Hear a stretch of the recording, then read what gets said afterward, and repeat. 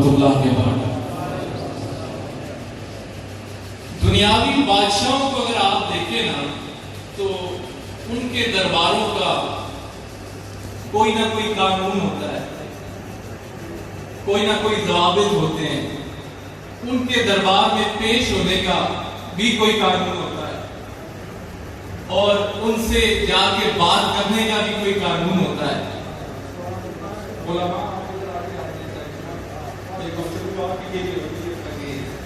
تو ان کو سمجھانے کے لیے کوئی نہ کوئی قانون، کوئی نہ کوئی ادب سکھایا جاتا ہے۔ اچھا، وہ قانون تب تک ہی رہتا ہے جب تک وہ بادشاہ زندہ رہتا ہے، وہ قانون تب تک ہی رہتا ہے، اور وہ قانون جو ہے وہ صرف انسانوں پر لاگو ہوتا ہے، حیوانوں پہ لاگو نہیں ہوتا۔ تو اللہ کی سرزمین پر ایسا بھی ایک دربار ہے، میں اس دربار کی بات نہ سناؤں کہ جس دربار پہ صبح و شام 70,000 آ کے حاضری دیتے ہیں، اس دربار کی بات نہ سنو کہ جس کا دربان ہی روح الامین ہے، اس دربار کی بات نہ سنو، اس شہنشاہ کی بات نہ سنو کہ وہ اگر آرام فرما ہوتے ہیں تو کوئی بے عقل باہر جا کے اگر آواز دے تو سورہ حجرات کی آیت نازل ہوتی ہے۔ رب فرماتا ہے کہ اے حبیب، یہ جو تمہیں حجروں کے پاس سے آوازیں مارتی ہے ہی بے عقل ہے۔ تو ادب کون سکھا رہا ہے؟ خدا سکھا رہا ہے۔ اچھا، ان سے بات کرنے کا طریقہ بھی خدا سکھا رہا ہے۔ فرمایا اپنی آوازوں کو میرے حبیب کی آوازوں سے اونچا نہ کرو، اگر ایسا کرو گے تو تمہارے اعمال ضبط کر لیے جائیں گے اور تمہیں خبر بھی نہیں۔ تو یہ کیا ہے؟ آداب خود رب العالمین سکھا رہا ہے۔ اچھا، اب جیسے دربار نبی کے آداب ہیں نا، تو اسی طرح دربار اعظمیہ صادق آباد شریف کے بھی آداب ہیں، اسی طرح جو محبوبوں کے محبوب ہوتے ہیں نا ان کے بھی آداب ہوتے ہیں، اسی طرح مرشد کریم کے بھی آداب ہیں، اسی طرح جانشین سلطان الفقراء کے بھی آداب ہیں۔ وہاں فرمایا کہ محبوب کے اپنی آواز کو اپنے محبوب، میرے محبوب کی آواز سے اونچا نہ کرو۔ پھر دور رسالت میں کچھ لوگ ایسے بھی تھے جو قربانی میں جلدی کر دیا کرتے تھے، قربانی میں حضور سے پہلے ہی قربانی کر دیا کرتے تھے، بعض اوقات روزہ بھی حضور سے پہلے ہی رکھ دیا کرتے تھے۔ تو ان کے لیے بھی رب نے فرمایا کہ اے میرے بندو، میرے حبیب سے پہلے پیر نہ کرو، بلکہ میرے حبیب جیسا کرتا جائے ویسے ویسے کرتے رہو، جیسے میرا حبیب کرے اس کے پیچھے پیچھے چلو، اس سے آگے بڑھنے کی کوشش نہ کرو۔ تو معلوم ہوا کہ یہ ادب ہے، یہ اس بارگاہ کا ادب ہے کہ جہاں پر وہ کسی نے بڑا خوبصورت شعر کہا نا، خواجہ اجمیری کا ایک شعر ہے، جو پھر ادب کرتے ہیں تو پھر وہ کیا کہتے ہیں؟ وہ کہتے ہیں کہ منم خاک سرے ہوئے محمد۔ یہ جو عشق والے ہیں ان کا پھر کیا ہوتا ہے؟ جو ادب والے ہیں وہ کیا کہتے ہیں؟ منم خاک سرے ہوئے محمد، منم خاک سرے ہوئے محمد، منم خاک سرے ہوئے محمد، اسیر حلقائے، اسیر حلقائے ہوئے محمد، اسیر۔ اس کا ترجمہ کیا ہے؟ اس کا یا رسول اللہ، میں آپ کا جو دربار کی کوہ ہے نا اس کی خاک میرے سر پر ہے، اور میں آپ کے جو زلف مبارک ہے اس کا اسیر ہو چکا ہوں، اس کا قیدی ہو چکا ہوں۔ اسیر حلقائے ہوئے محمد، اسیر منم خاک سرے ہوئے محمد، منم خاک سرے ہوئے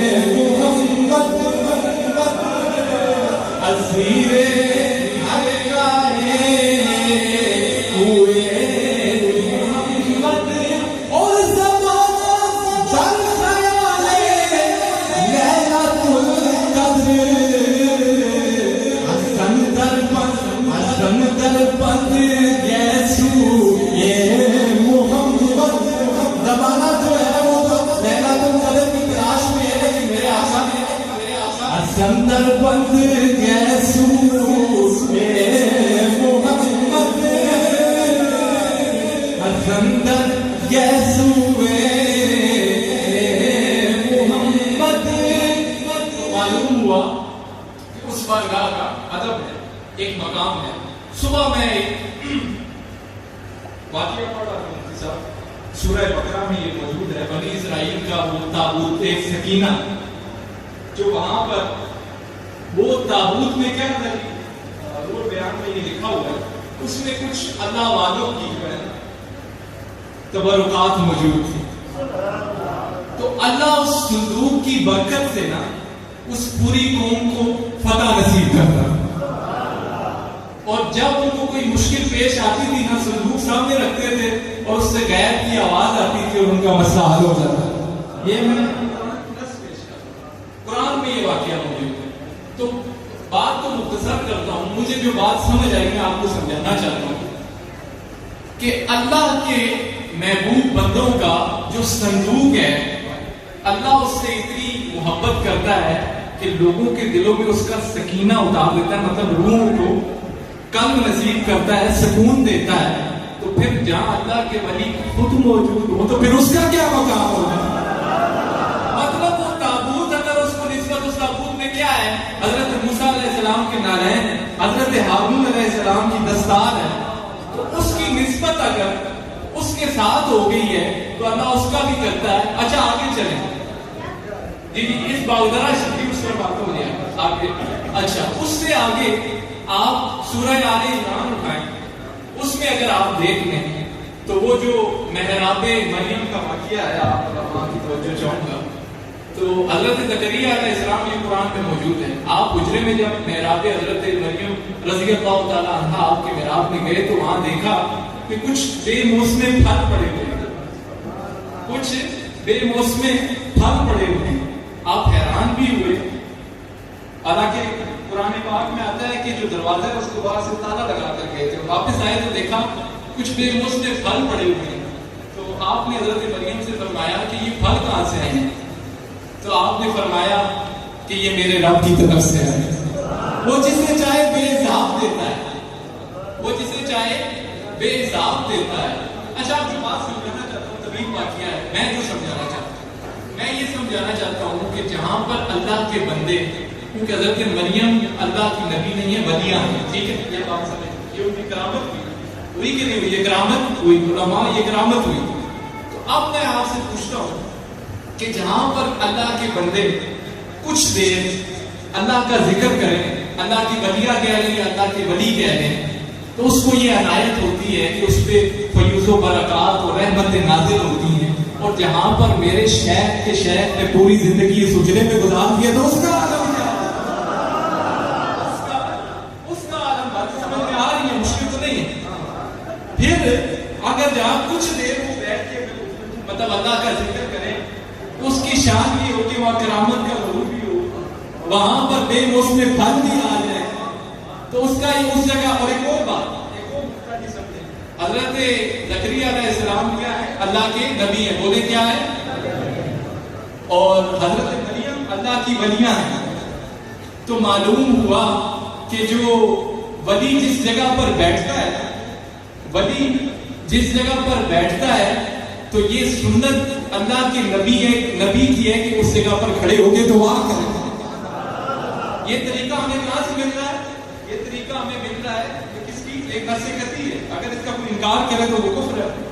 تو میں یہ آپ کو قرآن سے اللہ والوں کی کرامات اور ان کی باتیں بتا رہا ہوں. تو ایسے اللہ والے جو یہاں موجود ہیں. ایک اور بات سمجھ کہ بادرہ والے سارے کان کھول کے بات سنو. اچھا جو مقام ہوتا ہے نا, اس کی عزت مکی کے ساتھ سمجھ میں آ رہی ہے. جو مقام ہے نا, اس کی عزت مکی نہ کی, مطلب سردارہ نہ بھی ہونی ہے, ہمیں کوئی نہیں ہوتا. اس کی اگر میں آپ کو مثال دوں, مجھ سے ویسے کسی نے پوچھا کہ مکہ افضل ہے کہ مدینہ افضل ہے, مثال بھی سمجھا, مکہ مکرمہ افضل ہے یا مدینہ شریف افضل ہے. تو میں نے اسے کہا کہ جب حضور مکہ میں تھے تو مکہ افضل تھا, جب مدینہ میں گئے تو مدینہ افضل. اسی طرح اس سے معلوم کیا ہوا کہ جو مکین ہوتا ہے اس کے ساتھ جو مقام کا تعلق ہوتا ہے, وہ جہاں جائے گا سارے اعزاز, سارے جو فیوز و برکات ہیں اس کے ساتھ چلے جائیں گے. تو اب معلوم یہ ہوا کہ جو فیض کتنے پہ لبنے ہونا اوڑے تھے نہیں تھے، وہ فیض ظاہری بات ہے جب تک مشائخ یہاں پر تھے تو فیض یہاں پر تھا، اب مشائخ صالح آباد شریف چلے گئے ہیں تو فیض بھی وہاں کے چلا گیا۔ تو یہ کیا ہے؟ علماء کے لیے اذان کر دیتا ہوں، مصلی جی میں ایسے ڈرا دے اس کا جو معیار ہے، جو اس کا پچھلی جو پہلی صف ہوتی ہے تو اس کا جو مقام ہے وہ یہاں ہوگا، لیکن وہی مصلی اٹھا کے اگر سہن میں لے جاؤ پھر یہاں نہیں رہے گا، وہاں پہ جا کے اس کا مقام چلا جائے گا۔ علماء کے لیے آسانی کر دی کہ کہنا جو سمجھانا چاہتا ہوں، جو مقام ہوتا ہے نا اس کا جو درجہ ہے، اس کا مقام ہوتا ہے وہ مکی کی وجہ سے، تو پھر یہاں پہ جو اگر برکتیں موسمی آ جاتی ہیں تو وہ تو ان کی وجہ سے آ جاتی ہے، نہیں تو ساری برکت ہوتے کئی باغدرے بہن بھی آپ نصیب کی باغدرے میں تو باغدرے اور وہاں، لیکن نسبت کی بات بتا رہا ہوں کہ جو مکی کے ساتھ اس کا تعلق ہے، نسبت ہوئی ہے، اسی سے جگہ کو وہ ملتا ہے۔ اور ہمارے حضور کی عالم جن کو چہرے کو دیکھنے سے ہی خدا یاد آ جاتا ہے، جو مرید بیٹھے ہیں وہ سبحان اللہ کہے، جو جن کے چہرے کو دیکھنے سے خدا، اچھا جگہ کی بات کر رہا تھا، جگہ سے یاد آیا اگر اس کی یہ شان ہے کہ بات رہ گئی تو پھر اس مجرے کی کیا شان ہے کہ جہاں مرشد کریم ہاتھ اٹھاتے ہیں تو پھر رب فضل نہیں کرے گا، پھر وہاں پر رب کی رحمتیں نہیں نازل ہوں گی۔ اچھا تھوڑا اور آگے لے جاتا ہوں کہ جہاں نشین سلطان الفقراء آپ کو بیٹھ کر وہاں پر اولیاء کی نگری میں دم ڈالتے ہیں تو پھر اللہ کی رحمت نازل نہیں ہوتی ہے، اللہ کی رحمت نازل ہوتی ہے۔ تو یہ کیا ہے کہ وہ اولیاء کی نگری میں اللہ تعالیٰ نے ایسے انعامات، رحمتیں، فیوز و برکات رکھ دی ہیں کہ جو پھر کئی کو نئے جڑے آنے ایویں پیر انہوں نے ٹھیک نہیں ہونے تھے بہنے تھے بالکل ٹھیک ہونے، وہ کیا ہے؟ یہ اللہ انعام دیتا ہے، یہ اولیاء کی اس نگری میں فیضان ہے۔ وہ پیچھے محنتیں کیا ہوئی ہیں، دیکھیں نا وہ چراغ جو وہ ایک لالٹین جو جیسے ہمارے بزرگ فرماتے ہیں کہ ایک لالٹین یہاں سے روشن ہوتی تھی اور پوری دنیا روشن ہوتی تھی، لیکن ہمارے لیے وہ روشنی جو پہنچی ہے نا وہ ہمارے ان شیخین کے وسیلے سے ہم تک پہنچی۔ ٹھیک ہے ان کا بھی مقام ہے لیکن وہ بڑی ہستیاں ہیں، ان کا مقام یہ جانے، ہم تو ان کے مقام کو بھی نہیں سمجھ سکتے۔ تو یہ ہے کہ وہ روشنی اگر کسی تک پہنچی ہے تو ہمارے حضور کی عالم تک پہنچی، وہ صحیح تعلق میں آگے اگر تقسیم ہوئی ہے تو وہ جانشین سلطان الفقراء۔ تو اب اسی ذوق کے ساتھ جس طرح آپ جاگ کے بیٹھے ہیں، محبت کے ساتھ، عقیدت کے ساتھ بلند آواز سے درود پاک کا نذرانہ پیش کریں۔ صلی اللہ علیہ